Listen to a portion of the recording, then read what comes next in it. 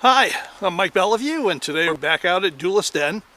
And, over the last, probably the last several years, I've devoted much more time to Colt cap and ball revolvers than I have to Remingtons.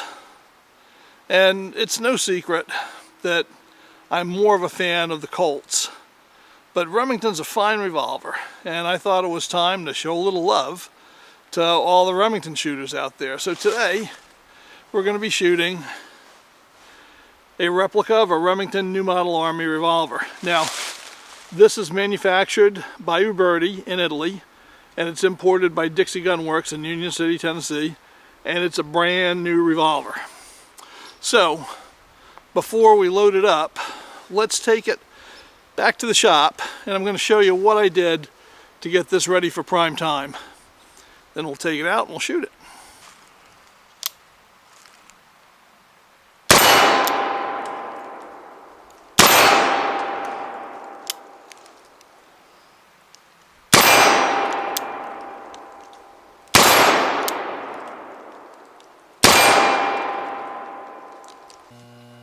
Well, the build quality on this gun is excellent.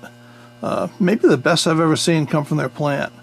I can't find a single burr. There's hardly a machine mark anywhere on it. I mean, it's just clean, clean, clean. Beautiful. I mean, really beautiful work. So the first area we want to work on a Remington is the cylinder window for capping, which you can see, right here. This is the original one. And I've got a Ted Cash capper here that I like to use. Right, so we can't get that capper on there. I mean, this is just too narrow. So you can see what I've done here. I've cut these out into a U shape, and that allows me to get a cap on, right, with no problem at all. And all we need to do that is a small grinding wheel on a Dremel. And you're going to need one grinding wheel for each of these windows. So let's get the last one done. Okay, the other area that we're going to work on is right here. I've had a number of guys tell me that they can load paper cartridges without modifying a Remington. And you certainly can't on a Pieta. And I think on Uberti's, depending on the tolerances, some of them are going to work and some of them aren't. This one almost makes it, but it doesn't. So if you can see the line I've scribed there, it's catching the light. That's where I've got to grind it down, and that's what we're going to do right now. Okay, just a little bit more in here and we should have it.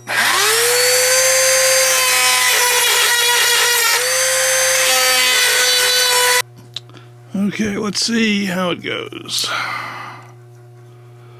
All right, good. So we got clearance now, and we're good to go. Okay, let's get the Remington loaded up. I've got the ability to load either conicals or round balls, but I'm going to start off with round balls. So we're using cast 4.54-inch round balls. And theoretically you can get by with 4.51s, but I prefer to make sure that the chamber mouths are sealed with 4.54s, and really they are no more difficult to seat than 4.51s, contrary to what some people might tell you. So we're going to load powder. We're going to load 30 grains of 3F GoX black powder. We're going to top that with one of my homemade 44 caliber revolver wads. It's a pure wool felt soaked in my black powder lube, and then we'll top it with a ball. I'm going to load 5. You could safely load 6, and they would have during the day. This has fully functional safety notches, so it can accommodate loading 6. But I've got 25 years of competing in cowboy action shooting behind me, where you load 5 on all single actions, and even before that I always loaded 5 in my single actions because you have to be safe with a cartridge gun. So I just like to stay consistent. But if you want to load 6, load 6. It's totally up to you. If you want to load 3, load 3. Right? You don't need to hassle me about loading 5. Load whatever you want. I'm just going to show you how. Okay, so the procedure is pretty simple. Put it on half cock, right, so that we can rotate the cylinder. I'm going to take a 30 grain powder charge.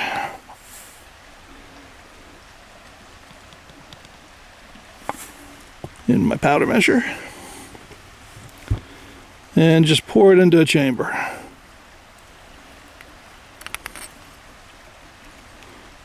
Right, there we go. Now, I'm going to take a wad. I'm going to seat it. I usually just use the back of this pen to push them straight down. Okay, so now we got the wad in. Get a ball in it. And what we want to get is a good ring of lead shaved off. Right, and that will tell me that we got a nice tight fit. So, pop her in. And there we go. Ring of lead just fell off. See if you can see that. Right, so that's what we want. So I'm going to load 4 more of those, and then I can cap it and we'll be good to go. Well, Evil Roy never learns. He's been up to his evil ways again, and it's time for us to put him in his place with the Remington New Model Army Revolver. So, let's see if it's up to the task.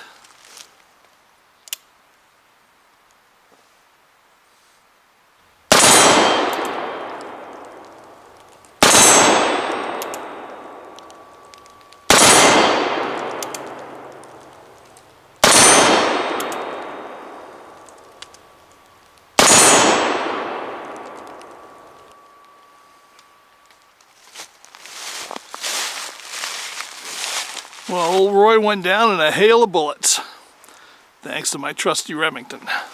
Well, a lot of people call this gun the Model 1858 Remington, and that's just plain inaccurate. To be perfectly honest, there is no such thing as a Model 1858 Remington. The correct designation for this is the Remington New Model Army, and it was part of a long line of Army revolvers going back to about 1860 and culminating in this model in 1862 with a lot of, small changes along the way to improve the gun until finally it reached what we'd consider the final version in 1863. Nobody at the time ever called this an 1858. And unfortunately, where the confusion comes in is the 1858 designation is actually a patent date.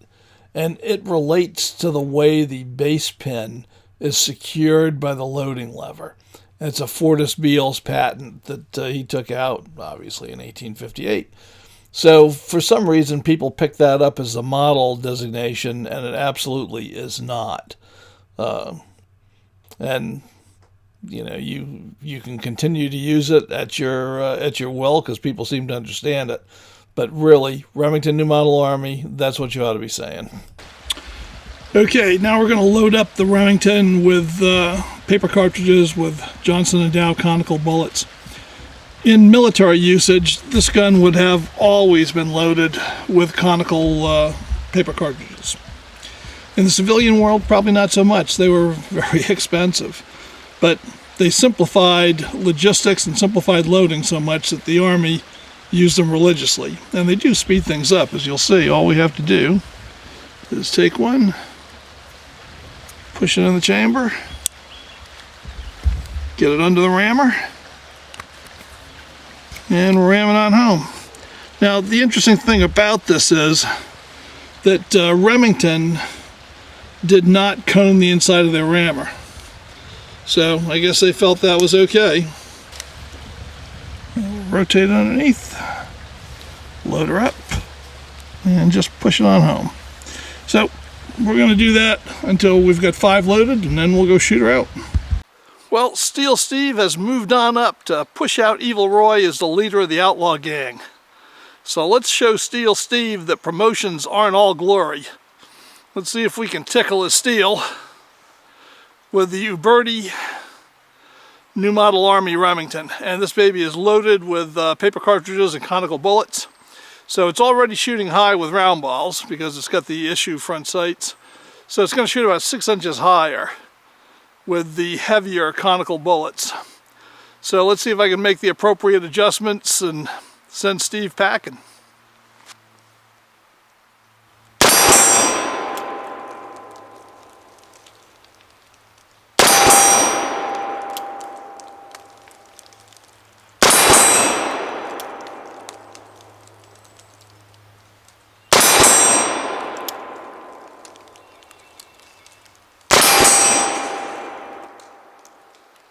Okay, pretty decent group considering all the Kentucky elevation I was using. And I'll tell you, you can really feel a difference in shooting these conicals and the round balls. I wouldn't want to get hit with either, but I really would not want to have one of those conicals whacking me. Well, I guess we're going to have to watch out for Injuns here at Duelist Den. I found this sticking in the bank behind my target area. Must be the Hakawi Indians, because I don't know where the Hakawi. But anyway, it's kind of a scary sign to know that the Injuns are arming themselves with crossbows these days. So we'll just have to keep our eyes open. Well, let's finish off with the bad guy's view of Remington's new model Army revolver.